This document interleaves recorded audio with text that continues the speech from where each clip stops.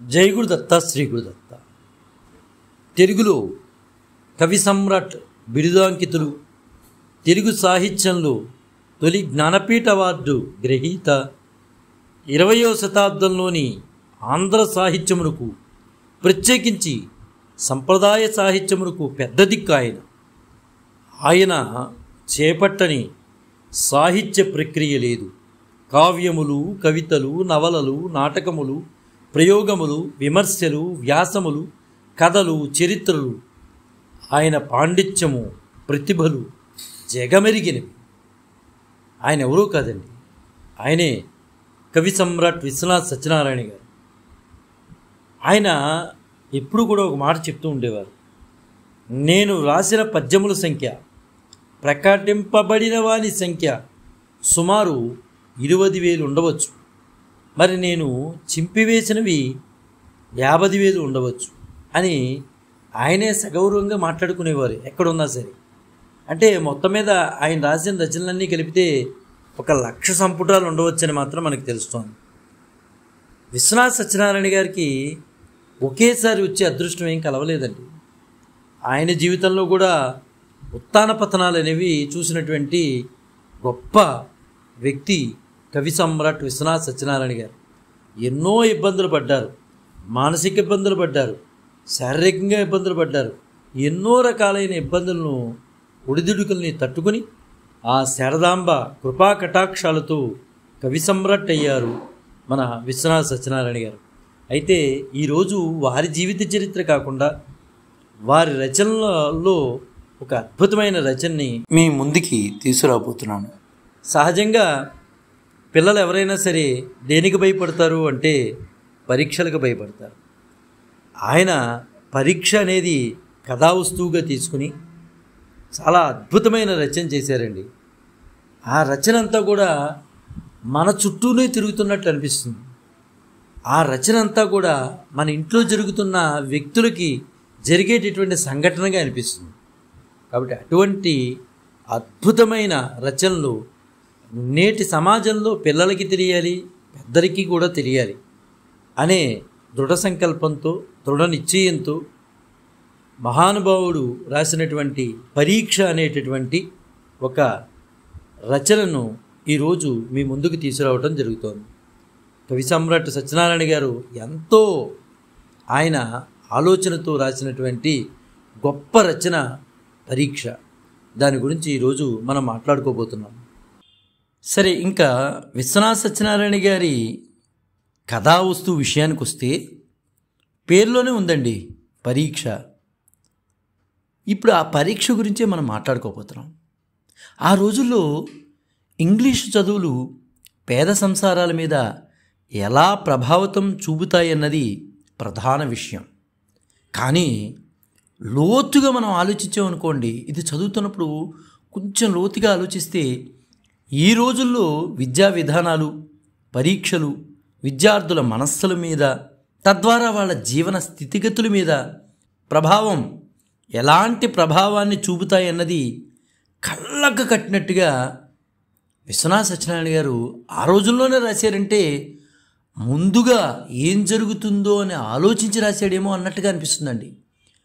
ముఖ్యంగా పిల్లల్ని 1వ తరగతి నుంచే పోటీ పరీక్షలకి కూర్చోబెట్టే తల్లిదండ్రులు, అంటే 1వ తరగతి నుంచే వాడు ఐఏఎస్ ఐపీఎస్ అయిపోవాలి, కోరికలు ఉండొచ్చు సహజం.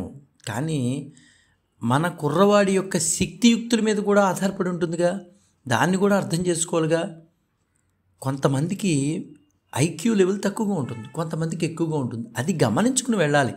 అందరితో కలిపేసి పక్కింటాడు ఏం చదువుతున్నాడో మనం అదే చదవాలి, పక్కింటి వాడు ఏమి కోర్సులు చేస్తున్నాడో ఆ కోర్సులే మనం చేయాలి, ఇలా పోటీతత్వంతో ముందు తల్లిదండ్రులు పడటం వలన, ఇలా పోటీతత్వంలో తల్లిదండ్రులు పడుతున్నారు, పిల్లలు కాదు. అలా పడటం వలన పిల్లలు నలిగిపోతున్నారు. వాస్తవానికి చెప్పాలంటే పిల్లల్ని 1వ తరగతి కుర్రాడికి ఐఏఎస్ ఐపీఎస్ కోచింగ్లు ఏంటి, 1వ తరగతి కుర్రాడికి ఐఐటి ఏంటి అంటే పోటీ పరీక్షలు కూర్చోబెట్టాలని తపన ఎవరికి అవుతోంది? తల్లిదండ్రులకు అవుతోంది. వాస్తవాన్ని చెప్పాలంటే అక్కడ పిల్లలకి ఏం లేదు, పిల్లల మనసులన్నీ బంగారం అండి.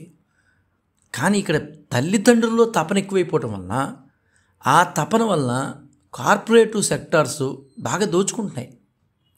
ఇక్కడ ఎంత చక్కగా చూపించారంటే విశ్వనాథ్ సత్యనారాయణ గారు, అంటే ఆయన ముందుగా ఆలోచించి అన్నీ రాశాడా, ఆయన ఆలోచన శక్తి ఏంటి అనేది ఇక్కడ మనకు అర్థమవుతోంది. సరే, ఇంకా కథలోకి వస్తే కథాకాలం మొత్తం స్వాతంత్రం రావడానికి ముందు ఒక 10 ఏళ్ళుగా మనం మాట్లాడుకోవచ్చు. ఆ తర్వాత ఒక 5-6 ఏళ్ళుగా మాట్లాడుకోవచ్చు. కథలోకి మనం ప్రవేశిస్తే మొత్తం జరిగే సంఘటనలన్నీ 10 ఏళ్ళు స్వాతంత్రం రావడానికి ముందుగాను, తర్వాత 5-6 ఏళ్ళుగాను మనం మాట్లాడుకోవచ్చు. అయితే ఇక్కడ గోపాలం, సూర్యం అనే 2 అన్నదమ్ములు ఉంటారు. గోపాలానికి 10 ఏళ్ళు, సూర్యానికి 9 ఏళ్ళు. అంటే ఇప్పుడు మనకి అర్థమయ్యేది ఏంటంటే గోపాలం సూర్యానికి అన్నయ్య అనేది అర్థమవుతుంది. వాళ్ళది చాలా చిన్న పూరు గుడిసె, కానీ వేసవిలో చల్లగా ఉండే గుడిసెని వదిలేసి వాళ్ళు వేడిగా ఉండే ఆ ఊరి ధనవంతుల ఇళ్ళకి వెళ్తూ ఉండేవారు. ఎందుకు వెళుతూ ఉండేవారు అనే ప్రశ్న అంటే, ఆ ధనవంతులకి పిల్లలు ఉంటారుగా, వాళ్ళు పట్టణంలో చదువుకుంటూ ఉంటారు. వేసవికాలం వచ్చినప్పుడు వాళ్ళు ఆ పట్టణం నుంచి ఈ పల్లెటూళ్ళు వచ్చినప్పుడు వాళ్ళ యొక్క వేషధారణలు, వాళ్ళు పెట్టుకునేటటువంటి కళ్ళద్దాలు, వాళ్ళు వేసుకునేటటువంటి బట్టలు, ఇవన్నీ చూసి ఈ పిల్లలు, పల్లెటూరులో ఉన్నటువంటి పిల్లలు ఆశ్చర్యపోతూ ఉంటారు. ముఖ్యంగా గోపాలం, సూర్యం ఆ ఎవరైతే ధనవంతులు ఉన్నారో వాళ్ళ ఇంట్లోనే ఉండేవారు. పైగా ఆ పిల్లలు ఏ బ్యాడ్మింటన్ ఆడుతుంటే ఆ బాల్ కానీ ఆ కాకులు కానీ ఏమైనా పడిపోతే అవి తీసి అందిస్తూ ఉండేవారు.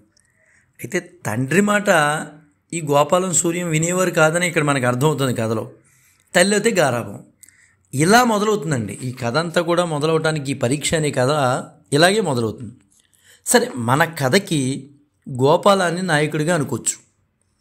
ఆ తండ్రి రామయ్యకు 6 సంతానం అండి, 4 ఆడపిల్లలు. ఈ 6 సంతానంలోనూ 4 ఆడపిల్లలు, 2 మగపిల్లలు. ఆ 2 మగపిల్లలు మనకు తెలుసు, గోపాలం, సూర్యం. ఉన్నది 5 ఎకరాల మాగాణి. సరే, అంతంతగా సరిపోతుంది అనుకోండి. అప్పుడు వీళ్ళిద్దరికీ పట్నం వెళ్ళి చదువుకోవాలని అనిపించింది. కానీ ఈ విషయం మాత్రం తండ్రికి నచ్చేది కాదు. సరే, వాళ్ళని ఏదో రకంగా మభ్యపెట్టి ఊళ్ళోనే ఉన్న స్కూల్లో వేశాడు. ఊళ్ళో ఉన్న బడిలో చదివైపోగానే పట్నం వెళ్ళాలి కదా, అది తప్పనిసరి పరిస్థితి. సరే, తండ్రికి వీళ్ళని చదివిస్తే కనీసం ఏదో ఒక ఉద్యోగం చేసి కుటుంబాన్ని గట్టెక్కిస్తారు కదా అని పట్టణంలో పెడతాడు. ఆ మధ్యకాలంలోనే కూతుళ్ళిద్దరికీ 2 ఎకరాలు అమ్మేసేసి పెళ్ళిళ్ళు చేస్తాడు. ఈ 2 ఎకరాలు అమ్మేయడం వలన అతను ఏం చేస్తాడంటే పాల వ్యాపారం మొదలు పెడతాడు. ఇక అప్పుడు మొదలవుతుంది అసలైన తతంగం అంతా. సూర్యానికి పట్టణంలో ఎప్పుడైతే చదువు చెప్పిస్తున్నారో, ఇంకా సూర్యం చెడు తిరుగుళ్ళు, డబ్బు దుబారా ఖర్చులు అలవాటైపోతాయి. గోపాలం 5వ ఫాము 2 సార్లు చదువుతాడు. 2 సార్లు తప్పుతాడు. ముఖ్యంగా అంటే చదవడం కన్నా 2 సార్లు తప్పేస్తాడు.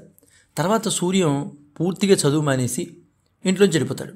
అంటే నీకు ఇంత పెట్టి చెప్పిస్తున్నాం అనగానే తండ్రి కోపడంగానే ఆ కోపానికి తట్టుకోలేక ఇంట్లో చెడిపోతాడు. చక్కగా ఉండే 3వ కూతురు శ్యామలకి చదువుకున్న సంబంధం చేయాలని ఎక్కువ కట్నం పెట్టి పెళ్లి చేస్తాడు. దానికి మరొక ఎకరం కట్నం పోగా మిగిలిన డబ్బుల కోసం 2 ఎకరాలు తనఖా పెడతాడు. ఉన్న గేదెల్లో ఒకటి వట్టిపోతుంది. సరే, కాఫీ హోటళ్ళు తిండికి అలవాటు పడ్డ రామయ్యకి జబ్బు చేస్తుంది. ఇక కుటుంబ భారం అంతా కూడా ఎవరి మీద పడుతుంది? గోపాలం మీద పడుతుంది. దాంతో స్కూల్ ఫైనల్ పరీక్ష తప్పుతాడు. సరే, పెళ్లి చేసినటువంటి శ్యామల భర్తకి టైఫాయిడ్ వచ్చి చనిపోతాడు. మళ్ళీ ఆ శ్యామల తిరిగి పుట్టింటికి వచ్చేస్తుంది. ఆ దుఃఖంతో అసలే జబ్బుతో ఉన్న రామయ్యకి పిడుగుపాట్లాగా అనిపిస్తుంది ఈ వార్త. సరే, అతను వెళ్ళి ఏదో వ్యవసాయం చేసుకుంటుంటే ఏదో అనుకోని క్రమంలో అతను మరణిస్తాడు. దాంతో అప్పుల వాళ్ళు గోపాలం గొంతు మీద కూర్చుంటారు. అందువలన ఆ సంవత్సరం కూడా పరీక్ష తప్పుతాడు. ఇక్కడ సూర్యం నాటకాల కంపెనీలో చేరి 2 చేతులు సంపాదిస్తుంటాడు. అంటే ఇంట్లోంచి చదువు మానేసి వెళ్ళిపోయాడు కదా, అతను 2 చేతులు సంపాదిస్తుంటాడు. అన్నకి సహాయం చేయకపోగా ఉన్న ఆస్తి వాటా పంచుకుని వెళ్ళిపోతాడు. సూర్యం ఎలాగో బావగారి సహాయంతో ఉన్న ఆస్తికి అప్పులకి సరిపెట్టి తల్లిని, ఇద్దరు చెల్లెల్ని తీసుకుని పట్నం చేరతాడు. ఇక అక్కడ అతడు ఎదుర్కొనే నిత్య సంఘర్షణలతోనే కథ నడుస్తుందండి. అద్భుతంగా నడుస్తుంది. శ్యామలకి ఇంట్లో కూర్చోపెట్టి చదువు చెప్పి మెట్రిక్ కూర్చోబెడతాడు. తను కూడా కూర్చుంటాడు. అయితే శ్యామల పరీక్ష పాస్ అవుతుంది, కానీ తను మళ్ళీ పరీక్ష తప్పుతాడు. సరే, శ్యామల ఎప్పుడైతే పరీక్ష పాస్ అయిందో శ్యామల్ని నర్సు పరీక్ష రాయిస్తాడు. ఆ ట్రైనింగ్లో కూర్చోబెట్టి ఉద్యోగంలో జాయిన్ చేస్తాడు. ట్రైనింగ్ అయిపోతుంది. ట్రైనింగ్ పూర్తి చేసుకుని ఉద్యోగంలో చేరుతుంది శ్యామల. చిన్న చెల్లెలను శ్యామల దగ్గరికే పంపిస్తాడు. అంతలో సూర్యం ఆ కాలంలోనే పెద్ద సినిమా స్టార్ అయిపోతాడు. అయితే అటు చెల్లెల దగ్గరికి వెళ్ళలేక, ఇటు తమ్ముడి దగ్గరికి వెళ్ళలేక సంఘర్షణ పడ్డ గోపాలం చివరికి ఆత్మహత్య చేసుకుంటాడండి. అంటే ఇక్కడ కథలో ఎక్కడ మనకి విసుగు అనేది ఉండదు. చదువుతున్న కొద్దీ ఈ కథలో విసుగు అనేది రాదండి. పాత్రలన్నీ కూడా మన చుట్టే తిరుగుతున్నట్టు అనిపిస్తాయి. ముఖ్యంగా గోపాలం మనస్తత్వాన్ని, 10 ఏళ్ల వయసు నుంచి అతడు పడే సంఘర్షణని అద్భుతంగా చిత్రీకరించారండి విశ్వనాథ సత్యనారాయణ గారు. మొదటి అధ్యాయంలో అన్నదమ్ములకి ఇద్దరికీ కలిపి తండ్రి ఒక బ్యాట్ కొనిపెడతాడు. ఎక్కువసేపు ఆడినా గోపాలం కంటే సూర్యానికే బాగా ఆట వస్తుంది. అక్కడ ఎందుకు నాకు ఆట రావట్లేదు అని మదన పడిపోతాడు గోపాలం. అంటే ఎంత చక్కగా ఆయన మన విశ్వనాథ సత్యనారాయణ గారు ఎంత బాగా రాశారంటే, అన్ని విద్యలు అందరికీ కుదరవు కాబోలు అనేసి అధ్యాయాన్ని ముగింపు చేస్తారు. మొదట చదువు రావడం చాలా కష్టంగా ఉంటుంది. అక్కడ 2 మంచి మాటలు వాడతారు విశ్వనాథ సత్యనారాయణ గారు. వాళ్ళకి పరిశుభ్రత అనేది ఒక సబ్జెక్ట్, కానీ పరిశుభ్రత వాళ్ళ ఇంట్లో లేదు. అంతమందికి ఒకటే గది, అందులోనే గేదె దూడ. అసలు పరిశుభ్రత అన్న భావమే వాళ్ళకి తెలియదు. అది వాళ్ళ దోషం కాదు. వాళ్ళు ఎరగనటువంటి ఈ భావాన్ని గురించిన పాఠం వీళ్ళకి అర్థం కాదు. అర్థం కాని ఈ పాఠం వాళ్ళ మనస్సుకి బరువు అవుతుంది. ఒక భావన యొక్క అర్థం పిల్లవాడికి స్వసిద్ధంగా తెలియనిదైతే అది వాళ్ళ మనస్సుకి బరువు అవుతుంది. అలా వాళ్లకు చదువు అనేది కష్టమవుతుంది అని విశ్వనాథ సత్యనారాయణ గారు అద్భుతమైన ట్యాక్స్ ఇస్తారండి ఇందులో మాత్రం. సరే, సూర్యానికి గోపాలానికి మనస్సులో ఉన్న తారతమ్యాన్ని ఇక్కడ విస్పష్టంగా చూపిస్తారు విశ్వనాథ సత్యనారాయణ గారు. సహజంగా మెతకగుండువాడైన గోపాలం కొంత వయసు వచ్చేసరికి తమని చదివించడానికి తల్లిదండ్రులు పడుతున్నటువంటి కష్టాలను అర్థం చేసుకుని చదువు మానేసి తండ్రికి సహాయం చేస్తుంటాడు. కానీ సూర్యానికి అలాంటివేం పట్టవు. గోపాలం ప్రతి చిన్న విషయానికి మనసుకు పట్టించుకుంటాడు, సూర్యం పట్టించుకోడు. తండ్రి సంసార బాధ పడుతుంటే గోపాలం దిగులు పడిపోతాడు. తల్లికి తమ చదువు మూలంగా ఒక్క చీరతో గడపాల్సి వస్తుందని బాధపడిపోతాడు గోపాలం. సంసార భారం అంతా తనది అన్నట్లుగా మనసును కష్టపెట్టుకుంటాడు. కానీ సూర్యానికి అలాంటివేం పట్టవు. నా మనస్సుకి హత్తుకున్న కొన్ని మాటలు ఇప్పుడు మీతో పంచుకోవాల్సిందేనండి. అది చదువుతుంటే మనకు అనిపిస్తుంది, అందరూ చదవాల్సిందే. జ్ఞానం కోసం అందామా? మరి చదివేది ఉద్యోగం కోసం కదా. చదివినంత మాత్రాన అందరికీ ఉద్యోగాలు రావుగా. కాబట్టి జ్ఞానం కోసమే చదవాలి. డబ్బులు పెట్టి జ్ఞానాన్ని కొనుక్కుని చదవాలి. తాను డబ్బులు పెట్టలేని స్థితిలో ఆ జ్ఞానం ఎలా సంపాదించాలి? తినటానికి తిండి కూడా లేకుండా ఉండి ఆ జ్ఞానం సంపాదించాలా? ఆ జ్ఞానం అంటే ఇంగ్లీష్ వాళ్ళు వదిలేసినటువంటి వాళ్ళ చరిత్ర, భూగోళం, సివిక్సా ఆ జ్ఞానం అంటే? ఈ చదువుల వల్ల వాళ్ళ సంసారంలో వచ్చిన బాధలు మన ప్రత్యక్షంగా ఈ పరీక్ష అనే దాంట్లో మనకు కనిపిస్తుంది. పాలమ్మటం వలన అనారోగ్యం పాలవుతాడు. అయితే ఇక్కడ మనం మాట్లాడుకోవాలంటే, 2వ ప్రపంచ యుద్ధ సమయంలో సామాన్య ప్రజలు ఎలా ఇబ్బందులు పడేది వివరంగా ఈ కథలో మనకి అర్థమవుతుంది. రామయ్య పట్నం పాలు తీసుకెళ్ళి పోయటానికి ఒక సైకిల్ కొనుక్కుంటాడు. దానివల్ల వచ్చే సౌకర్యం కన్నా నష్టమే ఎక్కువ అవుతుంది అతనికి. అంటే సైకిల్కి లైసెన్స్ ఉండాలి. మున్సిపాలిటీ వాడికి ప్రతి 6 నెలలకి పన్ను కట్టాలి. ఒకవేళ కట్టకపోతే పోలీసు వాడి దగ్గర వాయింపుడు ఎక్కువగా ఉంటుంది. దానికి లైట్ ఉండాలి. చైన్ సరిగా ఉందో లేదో చూసుకోవాలి. వెలగాల్సిన మున్సిపాలిటీ దీపాలు వెలగవు, కానీ ఈ సైకిల్కు ఉండే గుడ్డి దీపాల వల్ల ప్రయోజనం ఏంటి? దానికి కావాల్సిన కిరసనాయిలు కల్తీ, చివరికి విసుగొచ్చి సగం నష్టానికే అమ్మేసుకుంటాడు తండ్రి రామయ్య. అసలు ఈ పరీక్షా విధానాల మీద విశ్వనాథ సత్యనారాయణ గారి విశ్లేషణ అనేది అద్భుతంగా అనిపిస్తుంది. అద్భుతం. అది చదువుతున్న కొద్దీ ఇంకా చదవాలనిపిస్తుంది. ఆయన బహుశా ఆయన జీవితంలో పడినటువంటి ఇబ్బందులు ఇక్కడ ఆయన రాయగలిగారేమో అని అనిపిస్తుంది. ఒక్కొక్కరికి మనసు చిత్రంగా ఉంటుంది. గోపాలానికి సూర్యానికి ఎంత తేడా తెలుసా? తల్లికి చేరలేదని గోపాలం పడ్డ బాధ సూర్యం పడలేదు. అలాగే పరీక్షా విధానాన్ని గురించి ఆయన మాట్లాడుతూ, తద్దినంలాగా పరీక్షలు సంవత్సరంలో ఒకరోజు రావటం ఏంటి? తద్దినం సంవత్సరానికి ఒకసారి పెడతారు, అలాగే పరీక్ష కూడా సంవత్సరానికి ఒకసారి రావటం ఏంటి? ఆ రోజు సరిగా ఆరోగ్యం ఉండకపోవచ్చు, సరిగా మనసు ఉండకపోవచ్చు, ఇంట్లో పరిస్థితులు బాగుండకపోవచ్చు. అసలు స్ఫురణ అనేది ఒక్కో వేళ ఒక్కో రకంగా ఉంటుంది కదా. స్ఫురణ పరీక్ష పెట్టి ఆ ఒక్క రోజులో అతన్ని గుర్తింపు ఎలా ఇస్తాం? ఈ పరీక్షా విధానంలో మార్పు రావాలి కదా. ఆ ఒక్క రోజులో గొప్ప గొప్ప తెలివిగలవాళ్ళు కూడా ఇబ్బంది పడిన రోజులు ఉన్నాయి కదా. ఒకసారి గుర్తున్నది ఇంకోసారి ఉండదు కదా. సరే, ఇవన్నీ చెప్తున్నా ఎంతమంది రాయట్లేదు అనేవాళ్ళు ఉన్నారు, అనేవాళ్ళు ఉంటారు, అంటారు కూడా. దానికి మనం మాట్లాడుకుంటే ఒక్కొక్కరి మనసు ఒక్కొక్క విధంగా ఉంటుంది. ఇప్పుడు గోపాలానికి ఉన్న మనసు సూర్యానికి లేదు. తల్లి బాధపడుతుంది ఒక చీరతో అని గోపాలం బాధపడ్డాడు, కానీ సూర్యం బాధపడ్డా? లేదు కదా. కాబట్టి ఇక్కడ మనం గుర్తుపెట్టుకోవాల్సింది ఏంటంటే, జీవితంలో పరీక్షలన్నీ వాడికేనా అనే పద్ధతిలో ఇక్కడ గోపాలం బాధపడుతూ ఉండేవాడు.